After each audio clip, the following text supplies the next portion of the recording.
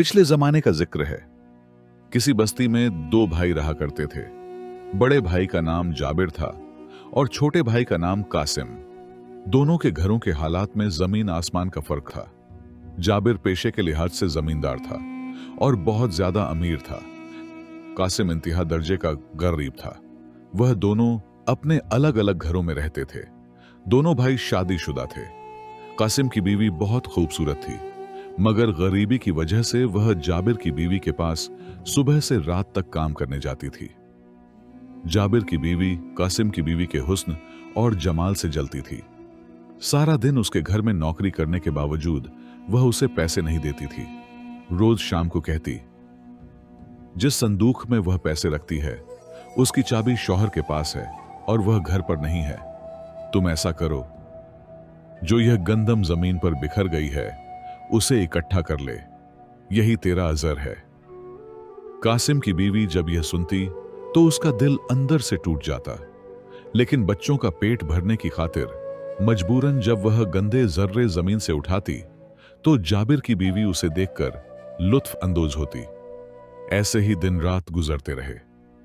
कासिम और उसकी बीवी अपने छोटे बच्चों के लिए जाबिर की बीवी के जुल्म पर सब्र करते और हर शाम अल्लाह से दुआ मांगते कि हमें अपनी नेमतों से नवाज दे और गरीबी जैसी काट खाने वाली बला दूर कर दे। एक दिन कासिम ने अपनी बीवी से कहा, मैं अब इस जिंदगी पर सब्र नहीं कर सकता। हम बमुश्किल थोड़ा सा कमाते हैं और मेरे भाई जाबिर और उसकी बीवी को हम पर जुल्म करते हुए शर्म नहीं आती। वह जो इतनी मजदूरी करवाकर कुछ गंदम के दाने देता है, वह भी मुझे जतला देता रहता है और कहता है कि अगर वह न होता तो मेरे घर वाले भूख से मर जाते। मुझसे यह सब बर्दाश्त नहीं होता, इसलिए मैं रिज़्क़ की तलाश के लिए अल्लाह की इस वसीअ जमीन में किसी भी तरफ निकल जाऊंगा। आज के बाद मैं यहां एक दिन भी नहीं रुकूंगा। बेइज्जती की रोटी से इज्जत की मौत अच्छी है। उसने अपना थैला लिया, कुछ जरूरी सामान उसमें रखा और थैला कंधे पर लादा और घर से निकल गया, बिना यह जाने कि वह कहां जाएगा। उसकी बीवी ने भी उसे नहीं रोका, क्योंकि वह भी अपनी जेठानी के रोज रोज के तानों से तंग आ चुकी थी। वह सफर पर निकल पड़ा। कासिम चलता रहा, यहां तक कि वह एक बड़े जंगल में दाखिल हो गया। यह जंगल बहुत बड़ा था और जो कोई इस जंगल में जाता था वह रास्ता भूल जाता था। इसलिए लोग हमेशा इस जंगल में जाने से डरते थे और कोई मुतबादिल रास्ता इख्तियार करते थे। कासिम बेचारा इस बात से बेखबर था, इसलिए वह बिना कुछ सोचे समझे जंगल के अंदर चला गया। यह पूरा जंगल ऊंचे ऊंचे दरख्तों से भरा हुआ था। चलते चलते वह गहराई में चला गया और महसूस किया कि वह भूल भुलैया में फंस गया है। वह निकलने का रास्ता ढूंढने लगा, मगर उसे रास्ता न मिला। वह जिस तरफ से आया था उसे उस रास्ते की भी समझ नहीं आ रही थी, इसलिए वह बहुत परेशान हो गया। उसी परेशानी में शाम का वक्त हो गया, अंधेरा छाने लगा और वह अभी तक फंसा हुआ था। वहशत ज्यादा जगह में खौफजदा हुआ। उसे अपनी बीवी और बच्चों की याद आने लगी, जिन्हें वह बिना रोटी के घर छोड़ आया था।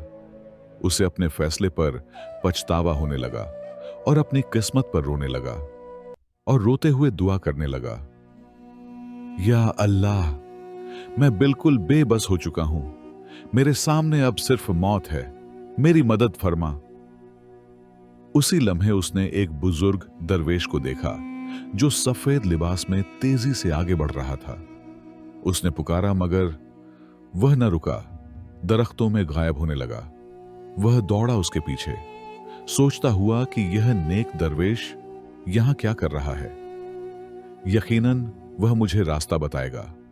वह चलता रहा जब तक एक पुराने से घर के सामने न पहुंच गया, जो अंधेरे में डूबा हुआ था और दरख्त उसे घेरे हुए थे। वह खौफनाक लग रहा था। हर तरफ से उल्लुओं की आवाजें आ रही थीं। वह खौफजदा हुआ, भागने लगा और अल्लाह का नाम लेता रहा। सोचा कि शायद यह जगह खतरनाक है, मगर हौसला किया और सोचा, मेरे पास खोने को कुछ नहीं, मैं तो गरीब हूं। अगर मर भी गया तो मेरी बीवी खूबसूरत है, कोई दूसरा आदमी उस पर और बच्चों पर खर्च करेगा। फिर लकड़ी का एक टुकड़ा उठाया, आग लगाई और घर की तरफ बढ़ा। दरवाजा धक्का दिया तो खुल गया। अंदर एक बड़ा कमरा था। आखिर में चूल्हे पर गोश्त की खुशबू वाला उबलता हुआ बर्तन था। उसने आग बुझाई और बर्तन के करीब गया। अचानक पीछे से आवाज आई, लगता है तू भूख से पागल हो गया है कि तहफों को नहीं देखा। पलटा तो वही दरवेश मुस्कुराता हुआ खड़ा था। कहने लगा, डरना नहीं, मेरा नाम अब्दुल रहमान है। मैं अल्लाह का हकीर सा बंदा हूं। आओ मिलकर खाएं, खाना तैयार हो चुका है। मैं इस जंगल में रहता हूं, शाजब नादर ही यहां कोई आता है। सब लोग इस जंगल से दूर भागते हैं। पिछले 1 साल से यहां कोई नहीं आया, लेकिन लगता है तू बहुत मजबूर हो, इसलिए इस जंगल में भटक आया। मेरा यह पुराना सा घर दौलत से भरा हुआ है, लेकिन मुझे इस दौलत से कोई सरोकार नहीं। मैं कभी बहुत अमीर आदमी था, लेकिन मुझे दुनिया की रंगीनियों में सुकून नहीं मिलता था, मगर अल्लाह की इबादत में मुझे सुकून मिला। इसलिए मैंने वह दुनिया छोड़ दी और अपनी सारी दौलत लेकर जंगल आ गया। जो भी भटका हुआ जरूरतमंद मिलता है, मैं उसकी मदद करता हूं, क्योंकि ऐसा करने से मुझे अल्लाह की कुर्बत हासिल होती है। अब बता, तू इस वहशी जंगल में क्यों आया जहां रोशनी भी नहीं पहुंचती? कासिम खाता रहा और सुनता रहा। फिर खाना छोड़ दिया। दरवेश के नेक चेहरे देखकर सुकून महसूस किया। फिर भाई की कहानी सुनाई। मेरा भाई जाबिर अमीर है और उसने अमीर बीवी से शादी की, मगर वह दोनों बहुत जालिम हैं। मैंने खूबसूरत और नेक दिल बीवी से शादी की, मगर हम गरीब हैं। हम दोनों जाबिर के पास काम करते थे। वह हमारी गरीबी का मजाक उड़ाते थे और कभी हमारा हक भी नहीं दिया, और जो कुछ दाने भीख में देते थे वह भी जतला देते थे और मुझे और बीवी को जलील करते। आज मैं निकल आया और यहां पहुंच गया। फिर वह अचानक खामोश हो गया। दिल दर्द से फट रहा था। दरवेश ने पूछा तो कहने लगा, मुझे मेरे बच्चे और बीवी याद आ गए जो भूखे सोएंगे, और मैं यहां मजेदार खाना खा रहा हूं। दरवेश की आंखों में आंसू आ गए। फिर कहने लगा, सुन, जब यह कमरा निकलेगा तो लंबा राहदारी मिलेगा जिसमें 4 संदूक हैं। चौथे संदूक में चांदी भरी है, जितना उठा सके ले जा, मगर बाकी संदूक ना खोलना। वह तेरे बस की चीज नहीं। किसी को ना बताना और वापस ना आना। अल्लाह तेरा हामी है। कासिम ने हामी भरी। राहदारी में 4 खूबसूरत संदूक देखे। पहले संदूखर की तरफ हाथ बढ़ाया, मगर याद आया दरवेश का कौल। रुक गया। चौथे संदूखर तक गया। खोला तो चांदी के ढेर देखे। थैला भरा आधा, कंधे पर लादा और निकल आया। दरवेश ने देखा तो बोला, तू वाकई जरूरतमंद है। तूने लालच न किया, इसलिए हलाल है। अगर तेरा थैला भरा होता तो उठा ना पाता और भटक जाता। अल्लाह ने तुझे आजमाया और तू पास हो गया। कासिम बोला, मैंने जिंदगी भर गरीबी देखी, ख्वाब में भी दौलत नहीं देखी। बस पेट भरना चाहता था खुद का और खानदान का। दरवेश बोला, अच्छा खर्च करेगा तो कभी गरीबी न देखेगा। अल्लाह जिसे चाहे बगैर हिसाब रिज़्क कर देता है। फिर दरवेश उसे रास्ता दिखाता गया, जब तक रुक न गए। इस तरफ चल, यहां से तू जंगल से निकल जाएगा। मैं इबादत की तरफ लौट जाऊंगा। कासिम निकल गया। वह न जानता था कि दरवेश अल्लाह का खास बंदा था, जो जंगल में गरीबों की मदद करता था। वह चलते चलते थक गया, बैठा, फिर चल पड़ा। न आधा थैला चांदी लेकर यकीन न आता। सुबह बाजार गया, घोड़ा, कुछ बकरियां, खाना खरीदा। घोड़े पर सवार होकर घर लौटा। दूर से बच्चों को देखा जो घर के पास घास इकट्ठा कर रहे थे। उन्होंने देखा तो हाथ का सामान फेंक दिया और दौड़े, अब्बू वापस आ गए, अब्बू आ गए। पहुंचे तो बोले, अब्बू हमें भूख लग रही है। उसने गले लगाया, रोते हुए बोला, बेटा तुम खाना खाओगे, पेट भर जाएगा तुम्हारा मेरे बच्चों। दरवाजा खोला, बीवी को पुकारा, बीवी आओ, खाना लाया हूं, दम्बल, मसाला, गर्म रोटी, मिर्च, जैतून सब तैयार है। बीवी ने आवाज सुनी तो खुश हुई। सबने हाथ बढ़ाए, खाया, पेट भर गए। बच्चों ने मां से कहा, अब्बू आ गए, बकरियां भी ले आए जो घर के पास चल रही हैं। बीवी हैरान हुई। शौहर बोला, चाय बनाओ, सब सुनाऊंगा। कैसी कहानी? कहानी सुनाई तो बीवी दरवाजे पर खड़ी बकरियां और घोड़ा देखकर बोली, इन बकरियों का क्या करेंगे? शौहर बोला, ऊन बेचेंगे, दूध लेंगे, पनीर मक्खन बनाएंगे, सुबह बाजार बेचेंगे, बाकी चांदी से घर ठीक करेंगे, फर्नीचर खरीदेंगे। बीवी बोली, कुछ दिन पहले तो रोजी न थी, अब खुशी और किफायत। शौहर बोला, अल्लाह जिसे चाहे ऐसी जगह से रोजी देता है जहां किसी का वहम व गुमान भी ना हो। अब मेरे भाई जाबिर की बीवी के पास काम न जाना, वह तुझसे बेहतर नहीं। दिन गुजरते गए, उसकी बकरियां बढ़ने लगीं, वह उनका दूध बेचकर पैसे कमाने लगा। उसने गायें और मवेशी खरीदे, पड़ोस की जमीन खरीदी, गंदम खरीदी। उसके हालात बेहतर हो गए, घर भी बड़ा तामीर कर लिया। एक दिन जाबिर की बीवी ने कहा, तेरा भाई कासिम और उसकी बीवी अब यहां नहीं आते, क्या ख्याल है? सब ठीक तो है? वह कहने लगा, मुझे उसकी कोई परवाह नहीं, हमारा बाप हमेशा उसे पसंद करता था, मगर मैं कामयाब हुआ और वह गरीब रहा।